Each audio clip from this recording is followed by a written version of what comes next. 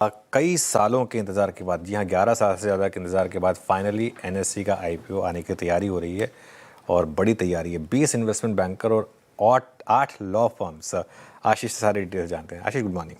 Morning. और देखिए sir, ये शायद इससे ज़्यादा कोई आईपीओ ऐसा नहीं होगा जिसका इतना इंतजार किया गया है, और इस आईपीओ के लिए भी सबसे ज़्यादा तैयारी आपको देखने को मिली। जैसे कि अभी हम लगातार आपको बता रहे हैं कि 20 मर्चेंट बैंकर्स हैं, 8 लॉ फर्म्स हैं, इनकी नियुक्ति होगी है। और आईपीओ के, भारत के आईपीओ हिस्ट्री में, इतिहास में आज तक कोई भी ऐसा आईपीओ नहीं हुआ है जिसमें 20 मर्चेंट बैंकर्स की आवश्यकता पड़ी हो।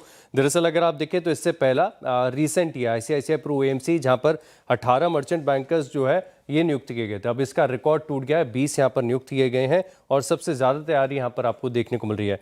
अब दरअसल बात भी खास है, कारण है कि एनएससी अपने साइज और स्केल के लिहाज से बहुत ज़्यादा सिग्निफिकेंट है, बहुत ज़्यादा बड़ा है, क्योंकि दुनिया भर के एक्सचेंजेस में भी देख लें तो सबसे बड़ा एनएससी है। In terms of contracts traded जो है, वॉल्यूम के लिहाज से आप देखें तो एनएससी से बड़ा कोई एक्सचेंज पूरी दुनिया में नहीं है। और इसी के चलते अगर आप देखें तो लंबे समय से बाजार इस आईपीओ का इंतजार कर रहा है और मार्केट शेयर तो देखें तो एक तरफा है। हालांकि पिछले कुछ सालों में बीएसई ने काफ़ी हद तक प्रयास किया है, खासतौर पर आप देखें तो कैश वॉल्यूम्स के साथ इंडेक्स डेरिवेटिव्स में अपने मार्केट शेयर को बढ़ाने के लिए, लेकिन अभी भी बहुत सारे प्रोडक्ट और सेगमेंट ऐसे हैं जिसमें एनएससी बहुत कोसों आगे है। आप देखें इक्विटी डेरिवेटिव्स में तकरीबन 99%, स्टॉक फ्यूचर्स, स्टॉक ऑप्शंस की बात करें तो सिर्फ और सिर्फ एनएससी में सबसे ज़्यादा ट्रेडिंग होती है।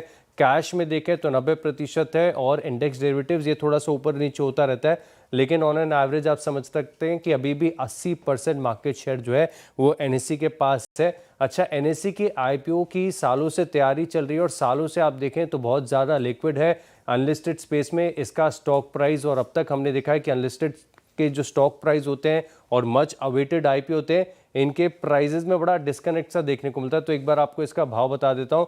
1965 रुपये के आसपास अनलिस्टेड स्पेस में इसका स्टॉक फिलहाल के लिए ट्रेड कर रहा है, लेकिन अब रिपोर्ट्स बता रही हैं कि बहुत जल्द यहाँ पर आईपीओ आते हुए नजर आएगा। ओके, बिल्कुल।